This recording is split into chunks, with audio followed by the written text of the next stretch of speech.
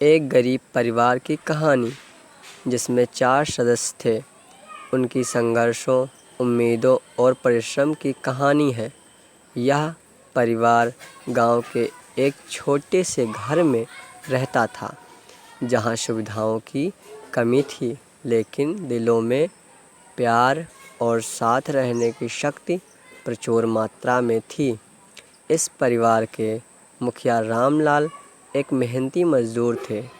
उनका दिन सुबह होते ही शुरू हो जाता था और वह खेतों में दिन भर काम करके अपनी रोजी रोटी कमाते थे।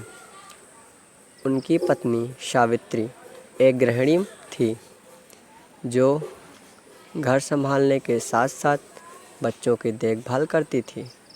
उनके 2 बच्चे थे, बेटा मोहन और बेटी गीता। रामलाल ने कभी भी मेहनत से पीछे नहीं हटे। गांव में काम मिलने पर वह मजदूरी करते थे और जब काम नहीं मिलता था तो वे शहर में मजदूरी की तलाश में जाते थे। परंतु काम अनियमित था और अक्सर रामलाल को अपने परिवार की ज़रूरतों को पूरा करने के लिए संघर्ष करना पड़ता था। कई बार वह खाली हाथ घर लौटते थे और उन दिनों सावित्री घर का माहौल संभालती, बच्चों को समझाती कि एक दिन उनकी मेहनत रंग लाएगी। सावित्री का धैर्य। सावित्री ने परिवार के खर्चों को नियंत्रण में रखने के लिए कड़ी मेहनत की। वह पास के खेतों से सब्जियां लाती, कभी सिलाई का काम करती और कभी दूसरों के घरों में काम करती। अपने घर को संभालने के साथ साथ वह बच्चों को भी पढ़ाई के लिए प्रेरित करती थी। उसके मन में एक ही सपना था कि उसके बच्चे पढ़ लिख कर अपने जीवन में कुछ बड़ा करें और गरीबी से बाहर निकले। सावित्री अपने परिवार की रीढ़ की हड्डी थी, जिसने सभी मुश्किलों का सामना धैर्यपूर्वक किया। बच्चों के सपने और संघर्ष। मोहन और गीता गांव के सरकारी स्कूल में पढ़ते थे। हालांकि उनके पास किताबें और संसाधन सीमित थे, लेकिन दोनों बच्चों में पढ़ाई को लेकर गहरा जुनून था। मोहन बड़ा होकर एक इंजीनियर बनना चाहता था ताकि वह अपने परिवार की आर्थिक स्थिति सुधार सके। गीता का सपना था कि वह एक शिक्षिका बने ताकि वह गांव की लड़कियों को शिक्षा का महत्व समझा सके। मोहन के लिए स्कूल तक जाना आसान नहीं था। उसे रोज़ाना 5 किलोमीटर पैदल चलकर जाना पड़ता था, लेकिन उसने कभी शिकायत नहीं की। गीता ने भी भाई की तरह ही कठिनाइयों का सामना किया। वह अपनी माँ के काम में हाथ बटाती और फिर स्कूल की पढ़ाई करती।